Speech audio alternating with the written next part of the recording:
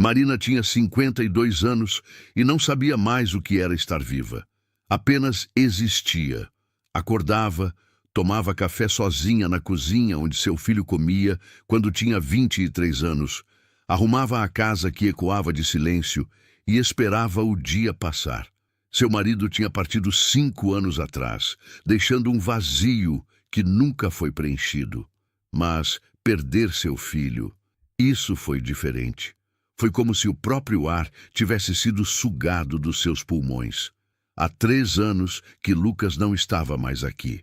Um acidente absurdo, aqueles que a gente vê nos noticiários e pensa que nunca vai acontecer com a gente. Mas aconteceu. E agora, naquele sábado pela manhã, Marina se arrumava para fazer o que fazia todo mês: visitar o cemitério. Ela não sabia que naquele dia, entre as lápides e as flores murchas, algo extraordinário a esperava, algo que a faria despertar de um sono de 3 anos.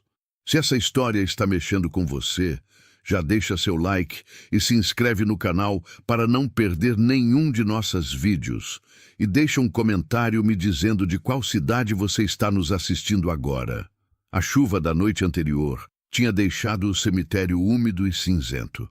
Marina desceu do táxi vestindo um vestido de linho bege, aquele que já tinha ido ao túmulo de Lucas mais vezes do que a bailes. Seus sapatos pretos, sempre pretos, afundavam levemente na terra ainda molhada. Ela carregava um buquê de girassóis. Lucas adorava girassóis. Quando criança, ele desenhava girassóis em todos os seus cadernos da escola. Ela ainda tinha alguns desses desenhos guardados em uma caixa embaixo da cama. O caminho até o túmulo era sempre o mesmo. Marina passava por famílias inteiras, visitando seus queridos, crianças correndo entre as fileiras de lápides, idosos segurando flores com as mãos tremendo. Ela não permitia que os olhos dos outros a tocassem. Mantinha o rosto direcionado para a frente, um passo à frente do outro, como um autômato programado para esse único trajeto. Quando chegou à lápide de Lucas, seu coração fez aquela coisa que fazia todo mês. Parou, apenas parou, como se precisasse se preparar para mais um encontro com a realidade de que seu filho não estava mais aqui. Lucas Henrique Silva, 1998-2021. Um filho, um irmão, um amigo. Descanse em paz. Marina ajoelhou-se na terra molhada, nem se importando que o barro manchasse seus joelhos. Ela já tinha passado por vergonha o suficiente nessa vida. Posicionou os girassóis no pequeno vaso de vidro que havia deixado na última visita. "Oi, meu filho", ela sussurrou. "Como você está? Eu não estou bem, não. Ontem acordei e por um segundo inteiro, apenas um segundo, esqueci que você tinha partido. Acordei pensando em chamar você para tomar café da manhã. Você sabe como é." Depois aquela realidade voltou como uma pancada no peito. Marina falava com o túmulo há 3 anos. Seu psicólogo tinha dito que era uma forma de processamento, que era saudável. Mas Marina sabia a verdade. Era tudo que lhe restava. Ela continuava falando quando ouviu um barulho, um som de algo caindo, de vidro se quebrando. Marina se virou, ainda de joelhos, e viu um homem alguns metros à frente, agachado entre 2 lápides, tentando apanhar os cacos de uma vela acesa que tinha caído. O homem parecia ter alguns anos a menos que ela, talvez 45. Tinha cabelos grisalhos bem cortados e um rosto que portava a mesma expressão que Marina conhecia bem, aquela mistura de dor antiga com resignação aprendida. Ele se levantou, ainda tentando juntar os pedaços, e depois desistiu. Apenas ficou lá, em pé, olhando para o túmulo à sua frente. Marina deveria ter voltado seu foco para o de seu filho. Deveria ter continuado falando com Lucas em sussurros que ninguém mais ouvia. Mas algo nela reconheceu aquele homem. Não era a aparência, era aquela forma de estar, aquela forma de carregar um peso que envelheceu o corpo aos poucos. Ela limpou as mãos nas calças e levantou-se. Seus joelhos protestaram. Tudo nela protestava ultimamente. Ela caminhou na direção do homem. Desculpa, não é da minha conta, ela começou, sua voz tremendo um pouco. Mas, você está bem? O homem se virou, surpreendido por ser notado. Durante um segundo, seus olhos encontraram os de Marina. E naquele segundo, sem precisar falar nada, ambos compreenderam exatamente o que o outro estava fazendo ali. Estou, ele respondeu, e depois negou com a cabeça. Não estou. Você sabe como é. Alguns dias são piores que outros. Marina assentiu. Ela sabia exatamente como era. 3 anos hoje, ele continuou, apontando para a lápide. 3 anos desde que ela partiu. Minha mãe. Marina viu a data na lápide. 3 anos e 1 mês. Meu filho, ela disse simplesmente, apontando para trás dela. 3 anos também. Eles ficaram ali em pé entre os mortos, 2 pessoas vivas que não sabiam muito bem como continuar vivendo. Nem sempre fica mais fácil, o homem disse. Queria poder dizer que fica, mas não fica. Apenas muda. Muda como? Marina perguntou, e havia uma urgência em sua voz que ela mesma não reconhecia. Era como se aquele homem estranho pudesse ter respostas que ela procurava há 3 anos. Ele sorriu, mas era um sorriso triste. Um sorriso de alguém que tinha aprendido a viver com o impossível. Eu ainda não sei, ele disse. Ainda estou descobrindo. Marina voltou para casa naquele dia diferente. Não muito diferente, não o suficiente para ninguém notar. Mas internamente, algo tinha sido tocado. Ela tinha passado mais de 1 hora conversando com aquele homem. Seu nome era Carlos. Ele era arquiteto, era viúvo também, mas não da morte de um cônjuge. Era viúvo de sua mãe, aquela pessoa que o criou sozinha depois que seu pai partiu quando ele era criança. Ele não tinha filhos. A mãe era tudo o que ele tinha. E então, ela não estava mais aqui. Marina escutou sua história como se cada palavra fosse um tesouro precioso.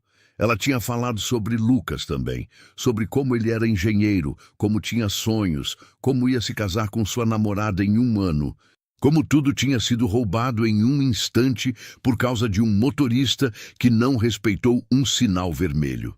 Quando se separaram, Carlos pediu o número de Marina. Ela quis dizer que não era uma boa ideia, que estava muito quebrada para conhecer alguém novo, que sua vida era um mausoléu particular e ela não tinha espaço para mais ninguém. Mas ela deu o número. Ele enviou uma mensagem na noite seguinte.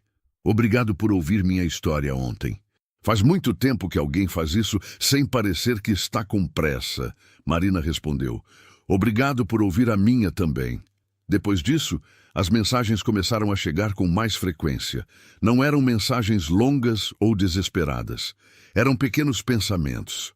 Carlos enviava uma foto de uma nuvem estranha no céu e escrevia: parecia um dragão. Marina respondia com uma foto de um café que ela tinha feito e escrevia: lembrei de você. Não havia pressão. Apenas 2 pessoas se tocando através de um telefone. 2 corações em silêncio que descobriam que talvez não precisassem estar sozinhos. 1 semana depois, Carlos sugeriu que tomassem um café juntos. Marina quase recusou. A ideia de sair com um homem, mesmo que fosse apenas tomar um café, gerava uma ansiedade que ela não conseguia explicar. Mas então, ela pensou em como tinha se sentido conversando com ele entre as lápides. Pela primeira vez em 3 anos, ela tinha sentido que alguém a entendia de verdade. Não era uma compreensão intelectual, era visceral. Era aquele tipo de entendimento que vem apenas de alguém que foi quebrado da mesma forma. Eles se encontraram em uma cafeteria pequena no bairro de Vila Mariana, em São Paulo. O lugar tinha aquele tipo de atmosfera que as pessoas associam com a vida acontecendo. Havia casais conversando, pessoas trabalhando em laptops, amigos rindo. Marina entrou com medo de contaminar aquele espaço com sua tristeza. Carlos estava sentado em uma mesa próxima à janela. Ele usava uma camisa social azul escuro e tinha aquela mesma expressão séria que ela tinha visto no cemitério. Mas quando a viu entrar, seu rosto mudou. Não era um grande sorriso, mas era algo, era um reconhecimento, era uma porta se abrindo um pouco. Oi, ele disse quando ela se aproximou. Oi, Marina respondeu, e seu coração acelerou de uma forma que ela tinha esquecido que era possível. Eles conversaram por horas. O café esfriou sem ser bebido. Carlos falava sobre sua profissão, sobre os projetos que ele criava, sobre como tinha parado de trabalhar por um ano inteiro após a morte de sua mãe, como tinha sentido que desenhar edifícios, criar espaços, tudo parecia fútil quando a pessoa que ele mais amava tinha deixado de existir. Meu terapeuta disse que eu estava tendo uma crise de existência, Carlos contou, rindo daquele jeito que as pessoas riem quando estão falando de coisas muito sérias, como se o fato de minha mãe ter morrido tivesse me despertado para a inutilidade de tudo. E despertou? Marina perguntou. Em alguns dias, sim, ele respondeu. Em outros dias, não. Isso é a vida, eu acho. A gente oscila entre achar que tudo importa e achar que nada importa. Marina compartilhou suas próprias oscilações. Falou sobre como tinha pensado em se mudar de casa depois que Lucas morreu, como cada cômodo era uma lápide viva, como ela via ele em tudo, no sofá onde ele costumava dormir quando tinha gripe, na cozinha onde ele fazia seus famosos brownies, no seu quarto onde ele costumava conversar com ela sobre seus problemas de relacionamento quando tinha 20 anos. Por que você não se mudou? Carlos perguntou. Marina pensou sobre isso. Realmente pensou. Porque se eu saísse daquela casa, teria que admitir que ele realmente não vai voltar. Ela respondeu lentamente. Enquanto eu fico lá, é como se aquele lugar ainda o segurasse de alguma forma. É como se eu estivesse esperando. Esperando o quê? Carlos perguntou suavemente. Não sei. Marina admitiu. Talvez esperando acordar e descobrir que tudo foi um pesadelo. Ou talvez apenas esperando morte também. Carlos estendeu a mão sobre a mesa e tocou no braço dela. Seu toque foi breve, mas transformador. Foi como se aquele gesto simples tivesse despertado partes de Marina que ela acreditava terem morrido junto com seu filho. Você não deveria estar esperando morte, ele disse. E você sabe disso, não é? Marina não respondeu. Apenas deixou as lágrimas escorrerem silenciosamente. Os encontros com Carlos se tornaram uma rotina. Toda terça-feira, Marina e ele se viam. Às vezes era um café. Às vezes era uma caminhada pelo Parque Ibirapuera. Uma vez, Carlos a levou para ver o pôr do sol em um prédio que ele estava reformando. Eles subiram para o último andar, ainda em construção, e ficaram ali, observando o céu mudar de cores, enquanto a cidade respirava embaixo deles. Você trabalhou nisso?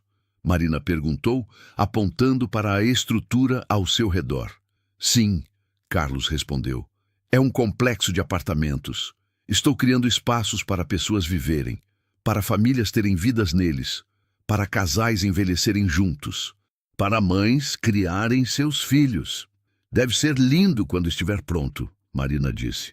Deve ser, Carlos concordou. Mas você sabe, quando minha mãe morreu, eu não conseguia ver beleza em mais nada.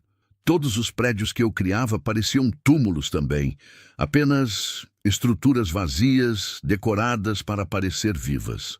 Marina entendeu isso profundamente. E agora? Ela perguntou. Agora está melhorando, Carlos respondeu. Não é que tenha desaparecido esse sentimento. É que agora tenho alguém que entende. E, de alguma forma, saber que você está vendo esses edifícios comigo, que você está aqui neste momento, faz parecer que talvez haja algum propósito em tudo isso. Marina recostou sua cabeça no ombro de Carlos. Eles ficaram ali enquanto a noite caía sobre São Paulo, dois viúvos do luto, aprendendo que talvez houvesse mais vida pela frente. Mas nem tudo era suave. Marina enfrentava momentos de culpa avassaladora. Havia noites em que acordava no meio da madrugada, com o coração acelerado, pensando que estava traindo a memória de seu filho ao rir, ao sentir felicidade, ao pensar em Carlos antes de ir dormir. Havia dias em que ela recebia mensagens de antigas amigas pedindo para sair, e ela sentia uma raiva irracional delas, como se elas não tivessem direito de estar felizes enquanto ela estava aqui neste limbo. Uma dessas noites, ela chamou Carlos por videochamada. Era quase meia-noite. "Oi", ela disse quando ele atendeu, seu rosto parecendo macio na luz da câmera frontal. "Desculpa pelo horário." "Tudo bem?" ele respondeu. "Não estava dormindo." "O que aconteceu?" "Eu estava pensando em Lucas", Marina começou. "E pensei, e se ele estivesse vivo? E se tivesse acontecido um acidente que o deixasse em coma, mas ele ainda pudesse acordar? Você sabe como é. Aquelas esperanças que a gente tem quando você ouve na televisão que alguém acordou depois de 10 anos. Carlos ouviu em silêncio. "Bem, eu teria esperado", Marina continuou. "Eu passaria os 10 anos do lado dele na UTI. Eu recusaria qualquer tipo de felicidade, porque como eu poderia estar feliz enquanto ele estava ali naquele coma?" "Marina", Carlos disse suavemente, "ele não está em um coma." "Eu sei", ela respondeu, e sua voz quebraria. "É por isso que é tão difícil." "Você acha que Lucas gostaria de vê-la assim?" Carlos perguntou. "Destruída, sozinha, esperando morte como se fosse um prêmio?" Marina não respondeu. "Eu perdi minha mãe", Carlos continuou. "E nos primeiros meses meu luto era um monumento. Era tão grande, tão importante, tão presente que ele ocupava todo o espaço em volta de mim. E um dia, meu terapeuta me disse algo que mudou tudo. Ela disse: "O luto é uma forma de amor, mas não é a única. E se você ficar prisioneiro do luto, você está desperdiçando a oportunidade de usar o amor de outras formas também." Marina deixou isso penetrar seu peito. "Estar comigo não é uma traição a Lucas", Carlos disse. "É você escolhendo viver. É você honrando a vida que ele gostaria que você tivesse." Naquela noite, Marina desceu do quarto e, pela primeira vez desde a morte de Lucas, ela entrou em seu quarto sem sentir que ia desmaiar. Ela abriu o guarda-roupa e olhou para os desenhos de girassol que ela tinha guardado. Ela os tirou da caixa. Ela os pendurou no mural que ela criou, ao lado de algumas fotos antigas de Lucas rindo, de Lucas com sua namorada, de Lucas vivendo. E ela sussurrou: "Desculpa por ter parado de viver, meu filho. Vou tentar de novo." Com Carlos ao seu lado, Marina começou a descobrir coisas sobre si mesma que ela tinha esquecido que existiam. Ela tinha paixões, ela tinha gostos, ela tinha uma vida interior que não era construída inteiramente ao redor do luto. Um dia, Carlos a levou para uma aula de culinária que ele tinha estado pensando em fazer. Era sábado à tarde, em um espaço compartilhado perto da Ave Paulista. Enquanto Carlos mexia com entusiasmo sua panela de risoto, Marina se viu fazendo algo que não fazia em anos, rindo de verdade. Um dos instrutores perguntou se ela tinha experiência culinária. "Meu filho fazia brownies", Marina respondeu, e apenas dizer isso em voz alta, sem sua voz quebrar, foi um progresso. "Ele me ensinava sempre. Dizia que era a única arte que eu tinha." "E? Você gostava?" o instrutor perguntou. "Gostava", Marina respondeu. "Mas parei depois que ele partiu." "Bem", o instrutor sorriu, "por que não começa de novo?" Naquela noite, Marina e Carlos foram para a cozinha da casa dela. Ela sacou a velha receita de brownie que Lucas tinha escrito à mão em um cartão. A letra dele ainda estava ali, clara e firme. Ela respirou fundo e começou. Carlos a ajudou sem tentar tomar conta. Ele apenas passava ingredientes, fazia perguntas e observava enquanto Marina redescobria o ritual que ela tinha compartilhado com seu filho. Quando os brownies estavam prontos, ainda quentes da forma, Marina ofereceu um para Carlos. "Nosso, não era?" ele perguntou, mordendo e fechando os olhos. "Isso é incrível." "Ele fazia melhor", Marina disse, mas havia um sorriso em seus lábios. "Talvez", Carlos respondeu, "mas você fez com amor. É sempre melhor." Marina começou a cozinhar mais frequentemente depois disso. Ela começou a experimentar. Ela criou seu próprio brownie de chocolate branco, sua própria receita de bolo de cenoura. Ela convidava Carlos para jantar. Seus amigos começaram a notar que ela estava diferente, que havia vida nos seus olhos novamente. Sua irmã, Patrícia, visitou uma noite e viu os alimentos sobre a mesa. Viu Marina se movendo pela cozinha com um propósito que ela não tinha visto em anos. Você conheceu alguém? Patrícia disse, e não era uma pergunta. Marina sentiu um rubor subir pelo seu rosto. Talvez, talvez. Patrícia riu, abraçando a irmã. Marina, isso é maravilhoso. Você merecia felicidade há muito tempo. Eu não sei se é felicidade, Marina respondeu honestamente. Mas é algo. É como se alguém tivesse acendido uma vela em um quarto escuro. Mas não era perfeito. Havia momentos em que Marina era tomada por ataques de pânico. Havia noites em que ela acordava coberta de suor, tendo sonhado que Lucas voltava e a encontrava diferente. Havia momentos em que ela se sentia culpada por estar rindo, por estar vivendo, por estar criando memórias que não envolviam ele. Uma tarde, ela e Carlos foram visitar o túmulo de Lucas juntos. Era um passo importante. Marina tinha medo. Medo de que Carlos a julgasse. Medo de que o túmulo parecesse estranho com ele ali. Mas quando chegaram, Carlos simplesmente ficou ao lado dela enquanto ela colocava os girassóis. Ele não tentou dizer palavras reconfortantes. Ele apenas estava lá. Oi, Lucas, Marina começou, e sua voz era diferente desta vez. Não era desesperada, era presente. Trago alguém que quer conhecer você. Seu nome é Carlos. Ele me ajudou a entender que está tudo bem estar viva, que você gostaria que eu estivesse viva. Carlos colocou uma mão no ombro dela. Obrigado por fazer parte da vida da sua mãe, Carlos sussurrou para a lápide. Obrigado por deixar pegadas em um coração que agora estou tendo a honra de ajudar a curar. Marina se virou e o abraçou, seu corpo inteiro tremendo. Cerca de 6 meses depois de conhecer Carlos, Marina recebia uma ligação de um assistente social da Prefeitura de São Paulo. A mulher tinha encontrado seu número em documentos que ela tinha preenchido anos atrás, quando havia considerado se voluntariar em um abrigo para mulheres vítimas de violência. Nós estamos iniciando um novo programa, a mulher explicou. Um programa onde mães que perderam filhos falam com outras pessoas. É como um grupo de apoio, mas estruturado. Nós achamos que você poderia ser uma facilitadora perfeita. Marina estava para recusar. Ela estava começando a reconstituir sua vida. Ela não tinha certeza se conseguia entrar em uma sala cheia de mães em luto sem desabar. Mas depois ela pensou em Carlos, sobre como ele tinha saído de seu próprio luto ao ajudar outras pessoas, sobre como ele tinha começado a trabalhar novamente apenas quando havia se dado conta de que suas criações poderiam trazer esperança para outros. Deixa eu pensar, Marina disse. Ela falou com Carlos aquela noite. Se você quer fazer isso, você faz. Ele respondeu, mesmo que seja difícil, especialmente se for difícil. Marina se ofereceu como voluntária.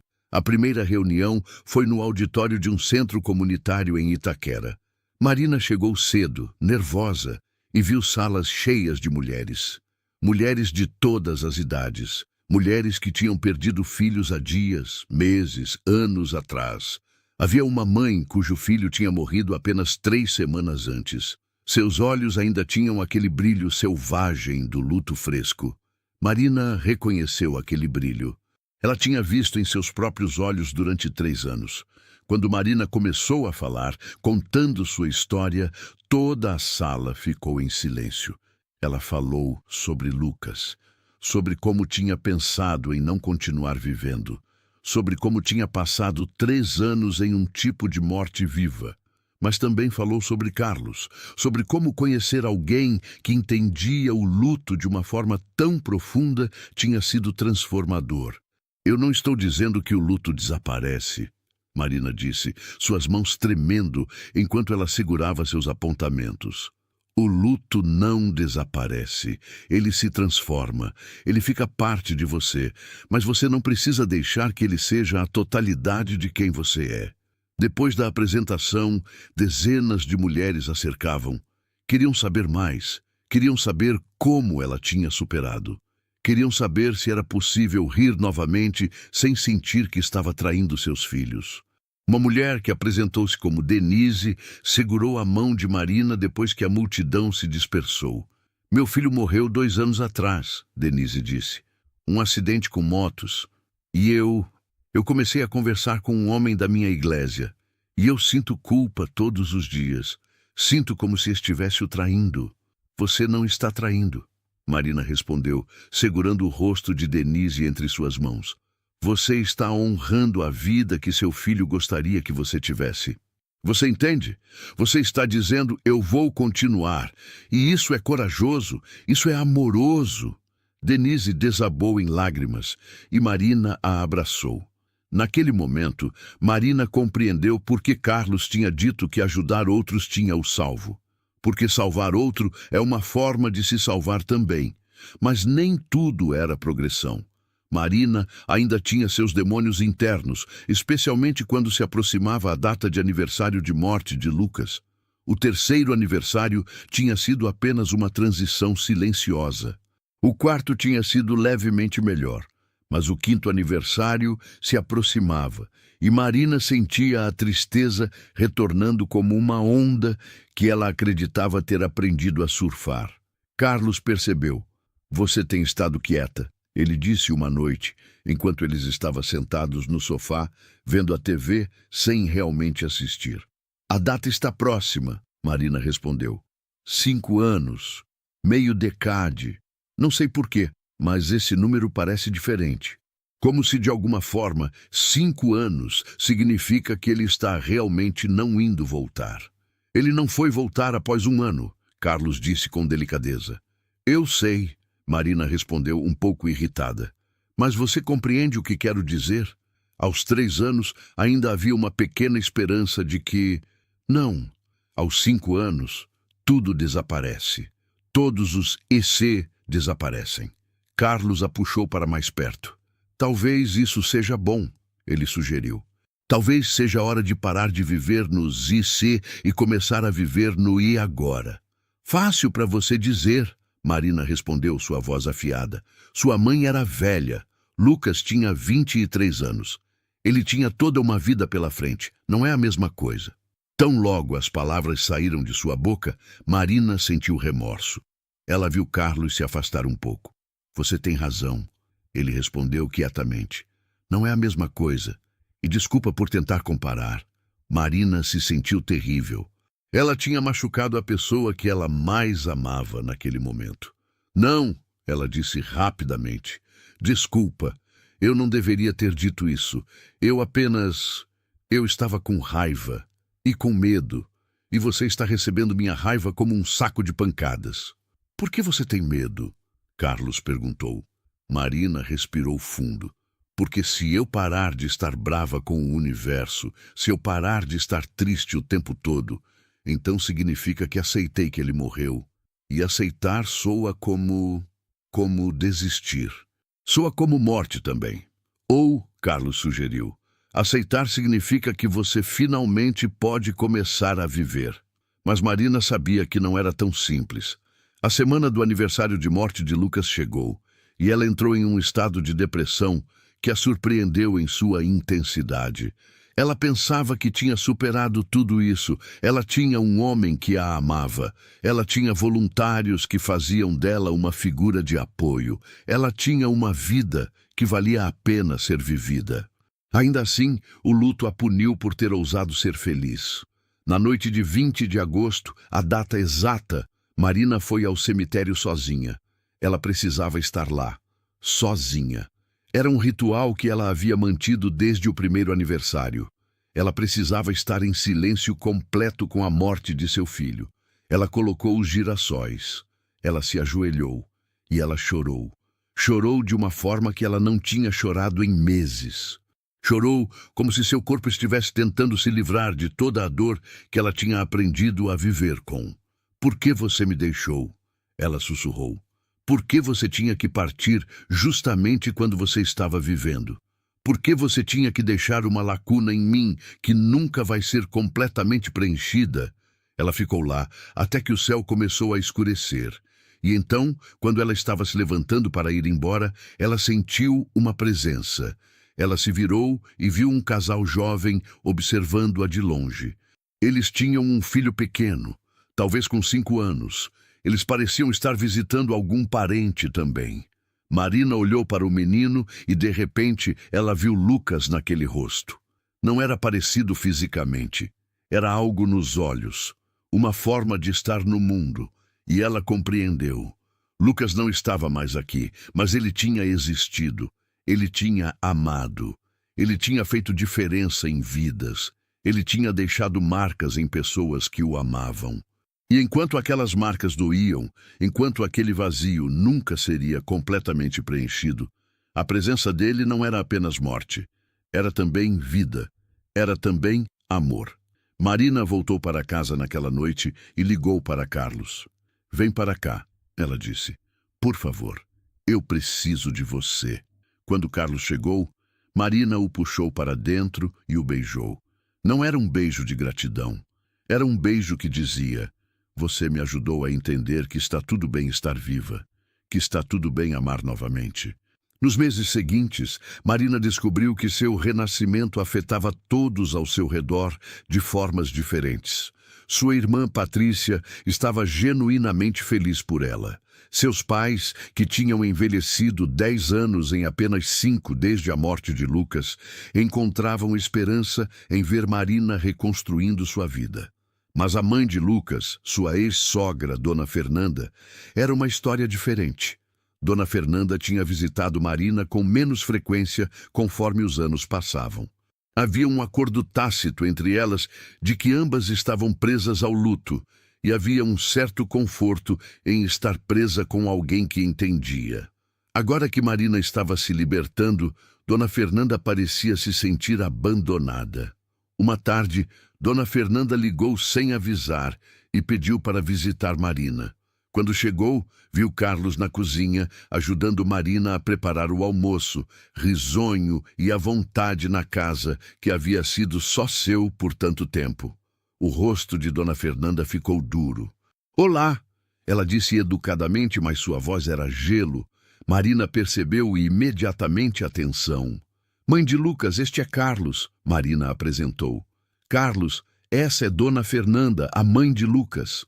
Carlos estendeu a mão para cumprimentá-la, mas Dona Fernanda a ignorou, fingindo que precisava arrancar uma cadeira para se sentar. Marina sentiu o coração descer. Depois que Carlos, percebendo a frieza, fez uma desculpa para ir embora, Dona Fernanda se virou para Marina com lágrimas nos olhos. Como você pode? Ela perguntou, sua voz tremendo. Como você pode trazer um homem para esta casa, a casa onde Lucas cresceu? Como você pode esquecer dele tão rápido? Marina sentiu a culpa antiga voltando, mas desta vez ela não se permitiu ser sugada inteiramente por ela. Dona Fernanda, Marina começou, sua voz calma. Eu não esqueci de Lucas. Eu nunca vou esquecer. Mas viver não é uma forma de traição. É uma forma de honra. Honra. Dona Fernanda riu amargamente.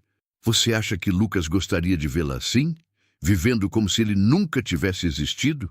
Lucas gostaria de me ver viva, Marina respondeu, e havia força em sua voz agora. Ele gostaria de me ver rindo. Ele gostaria de me ver sendo feliz. Você sabe disso. Você sempre soube disso. Dona Fernanda desabou em lágrimas. Eu não sei como continuar, ela confessou. Lucas era tudo que eu tinha.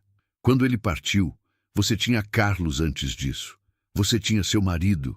Você tinha Patrícia. Eu tinha apenas Lucas. Marina abraçou sua ex-sogra e ambas choraram juntas. Você ainda tem a mim, Marina disse suavemente. Você ainda pode ter uma vida. Não é a vida que você planejou, mas pode ser uma vida. A partir desse dia, Marina convidou Dona Fernanda para estar mais presente em sua vida reconstruída.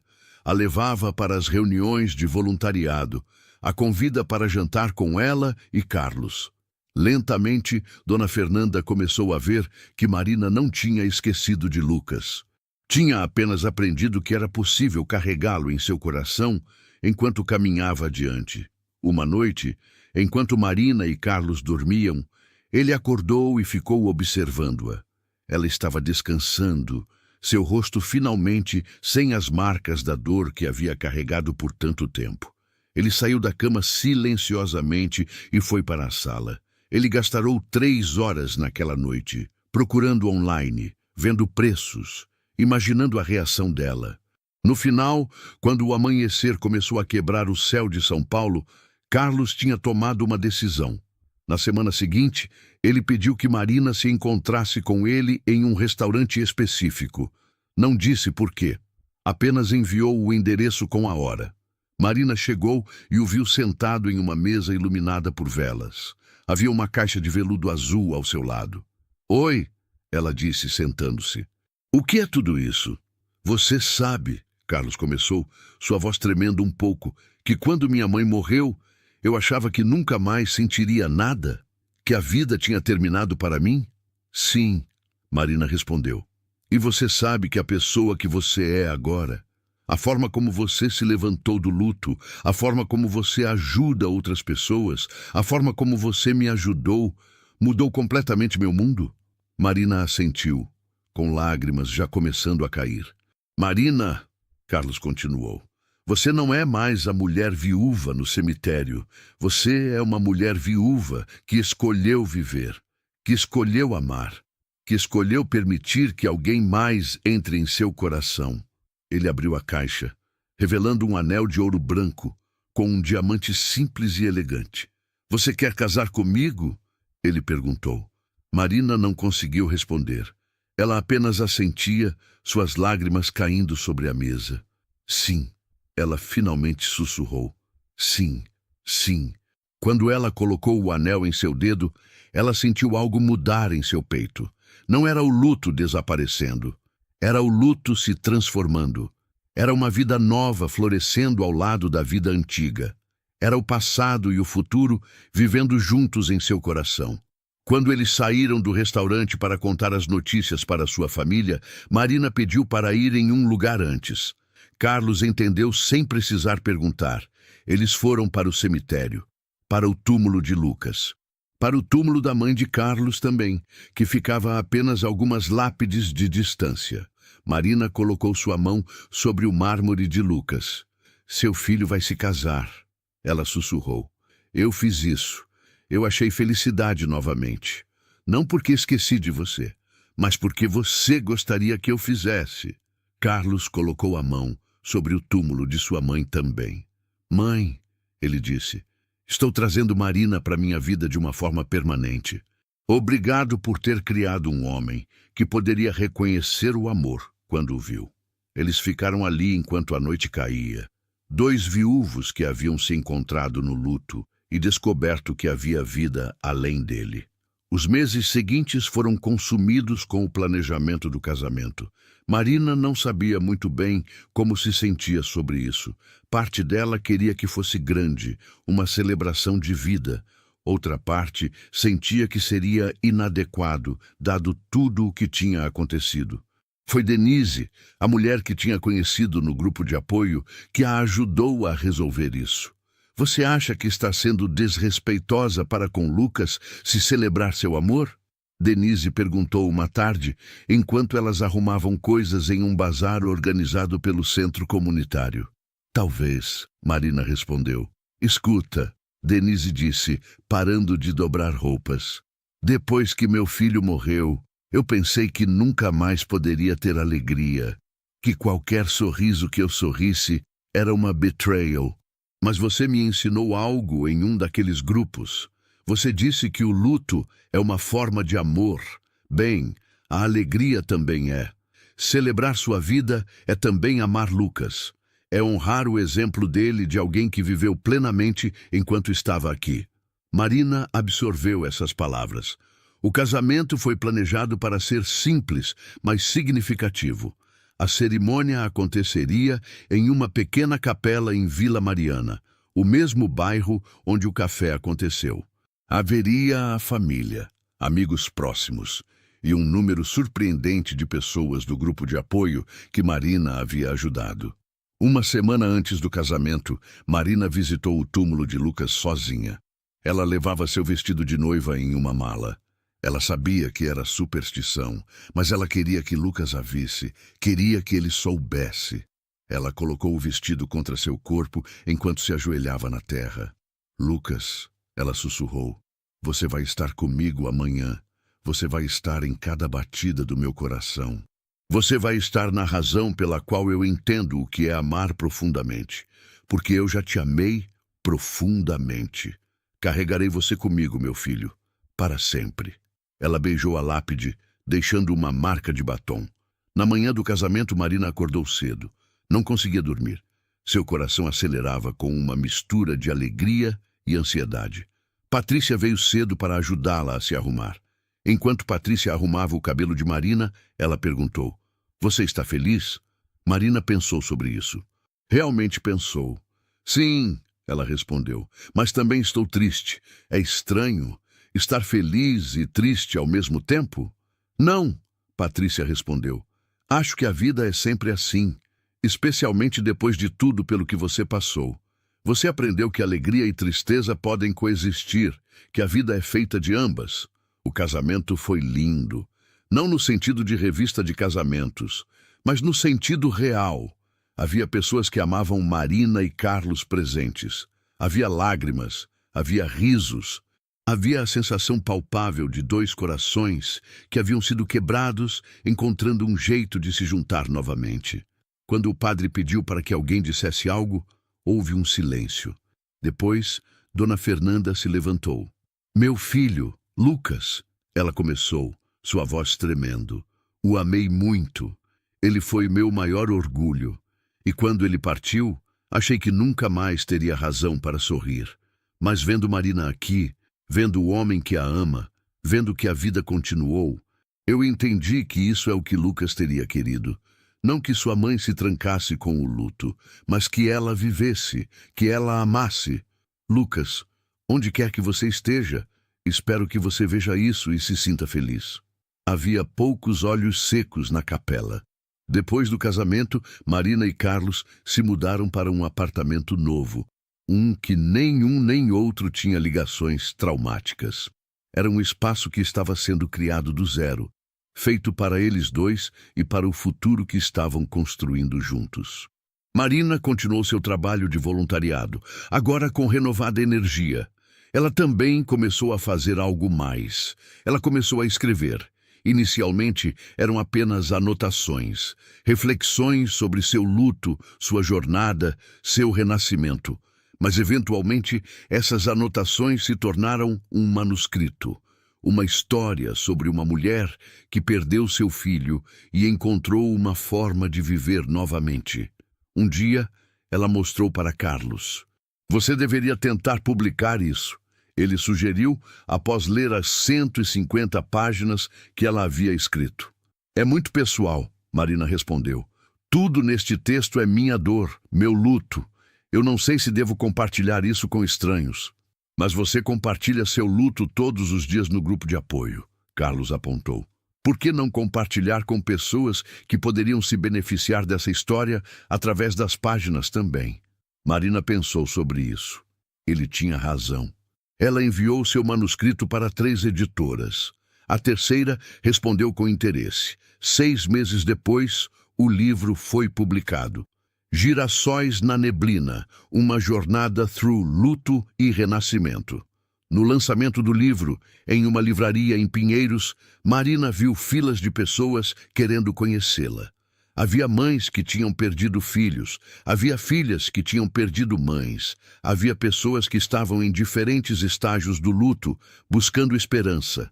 Uma mulher idosa a abraçou e chorou no seu ombro. Você me deu permissão para ser feliz, a mulher sussurrou. Você não sabe como precisava disso. Naquela noite, Marina se sentiu pela primeira vez que talvez tudo pelo que ela tinha passado tivesse um propósito, que sua dor poderia ser transformada em algo que ajudasse outros. Que Lucas, ainda que ausente, tinha contribuído para isso através da forma como seu amor tinha moldado Marina. Quase 2 anos após o casamento, Marina e Carlos visitavam o cemitério juntos de forma mais regular. O que havia começado como um ritual de tristeza havia se transformado em um ritual de memória e paz. Naquela tarde específica, eles traziam girassóis, como sempre, mas desta vez também traziam as primeiras cópias impressas do livro de Marina. Eles colocaram uma cópia sobre o túmulo de Lucas. Seu legado, Carlos sussurrou. Marina se ajoelhou e colocou sua mão sobre a lápide. Sabe, Lucas, ela começou, há dias em que eu ainda sinto a perda de forma aguda. Há dias em que vejo homens jovens na rua e penso, você deveria estar aqui. Há dias em que cores parecem mais escuras porque você não está aqui para vê-las. Ela respirou fundo. Mas agora, nos dias em que sinto isso, eu também sinto gratidão. Porque você existiu. Porque você me criou para ser alguém que poderia amar profundamente. Porque a dor que você deixou foi apenas a profundidade do amor que você merecia. E porque através desse amor, através dessa dor, eu pude ajudar outras pessoas. Você continua salvando vidas, meu filho, apenas de uma forma que você não poderia ter imaginado. Carlos colocou uma mão no ombro dela. Quando eles estavam deixando o cemitério, Marina viu aquele casal com o menino pequeno novamente. O mesmo casal que tinha visto no 5º aniversário de morte de Lucas. Ela se aproximou deles. Desculpa, Marina disse. Vocês visitam sempre a essa hora? Sim, a mulher respondeu. Visitamos meu pai. Queremos que nosso filho saiba dele. Marina sorriu. Você está fazendo a coisa certa, ela disse. Manter a memória viva é a forma de amar alguém que já partiu. Você também? A mulher perguntou, apontando para trás dela. Sim, Marina respondeu. Meu filho, há 7 anos. Sinto muito, o homem disse. Eu também, Marina respondeu, mas ele continua comigo, de formas que eu nunca teria imaginado. Ela voltou para Carlos, que a estava esperando. 1 ano depois, Marina recebeu um convite para falar em uma conferência sobre luto e resiliência em Brasília. A conferência havia sido organizada por uma instituição que trabalhava com famílias que tinham perdido membros para violência e acidentes. Carlos a acompanhou. Ele sempre a acompanhava agora em lugares importantes. Na conferência, Marina conheceu pessoas de todo o Brasil. Pessoas que, como ela, tinham perdido pessoas amadas de formas devastadoras. Pessoas que estavam procurando uma razão para continuar. Sua palestra durou 45 minutos. Ela falou sobre sua jornada, sobre os primeiros dias do luto, onde ela pensava que seu coração literal não poderia continuar batendo. Sobre os anos onde ela estava em um tipo de morte viva. Sobre o dia em que um homem estranho no cemitério reconheceu seu sofrimento e se ofereceu para estar lá sem tentar consertar nada. Sobre como aquele encontro a levou a descobrir que havia vida além da dor. O luto é democrático, Marina disse ao final. Ele não escolhe pela idade da pessoa que perdemos, pela forma como perdemos ou quão preparados nós estávamos. Ele apenas chega, e quando chega é como se toda a estrutura do universo desabasse em volta de nós. Mas, ela pausou, está tudo bem pedir ajuda durante esse processo. Está tudo bem permitir que alguém entre em seu luto com você. E, eventualmente, está tudo bem escolher viver novamente. Escolher amar novamente não é uma traição. É a mais bela forma de honrar aqueles que perdemos. Depois da palestra, uma jovem mulher se aproximou dela. Não teria mais de 25 anos. Meu irmão morreu, a jovem disse. Fazia 1 ano essa semana. E eu estava tão com raiva, tão raiva de People, que continuava vivendo. Mas você me deu esperança de que talvez um dia eu possa amar novamente. Talvez um dia eu possa rir sem sentir culpa. Marina a abraçou. Você vai, Marina sussurrou. Pode levar tempo, pode levar anos, mas você vai. Na viagem de volta para São Paulo, Marina olhou pela janela do avião enquanto passavam sobre as montanhas e as cidades. Ela pensou em Lucas, em como aquele menino havia amado viajar, descobrir novos lugares, em como ela nunca tinha deixado de viajar antes de sua morte, mas depois havia se trancado. Agora ela estava viajando novamente, não para esquecer Lucas, mas para honrar a forma como ele havia vivido, com curiosidade, com entusiasmo, com o desejo de explorar e se conectar com o mundo. Quando eles chegaram em São Paulo, Carlos a pegou no aeroporto com flores. Não girassóis dessa vez, era um buquê misto de cores vibrantes. Bem-vinda de volta, ele disse beijando-a. É bom estar em casa, Marina respondeu. Naquela noite, eles jantaram na varanda do apartamento, observando a cidade se iluminar enquanto a noite caía. Marina se perguntava o que teria visto Lucas daquele lugar. Ele teria amado a vista? Ele teria tido sonhos que envolvessem São Paulo? Mas em vez de deixar que essas perguntas a consumissem, Marina apenas as deixou pairar no ar por um momento e depois as deixou ir. Como você deixa ir uma vela acesa no rio no dia de Nossa Senhora? Você está bem? Carlos perguntou, segurando sua mão. Estou, Marina respondeu. Estou em paz. É estranho dizer isso, mas estou em paz. Nos meses seguintes, Marina continuou seu trabalho de voluntariado. Ela continuou escrevendo. Ela continuou visitando o cemitério, mas agora era menos um ritual de tristeza e mais um ritual de reconexão. Uma forma de dizer ao seu filho que ela estava bem, que ela estava vivendo, que ela estava permitindo que a alegria coexistisse com saudade em seu coração. Ela também descobriu que, ao ajudar outras pessoas em seu luto, ela estava curando partes de si mesma que ainda estava machucada. Porque o luto não cicatriza. Ele apenas se transforma em algo que você aprende a carregar. Uma tarde, quase 3 anos depois de conhecer Carlos, Marina estava na cozinha quando recebeu uma chamada de vídeo de Dona Fernanda. Quando ela atendeu, viu sua ex-sogra com um homem. Um homem que sorria. Marina, Dona Fernanda disse, eu queria que você fosse a primeira a saber. Eu conheci alguém. Seu nome é Antônio e ele... Bem, ele também perdeu alguém e ele me entende. Marina chorou. Não de tristeza, mas de alegria pura. De ver Dona Fernanda também reconstruindo sua vida. De ver que o luto não precisava ser um destino final, mas sim uma encruzilhada onde você podia escolher o caminho que levava de volta à vida. Eu estou tão feliz por você, Marina disse, e significava cada palavra. E assim, a história de Marina continuou.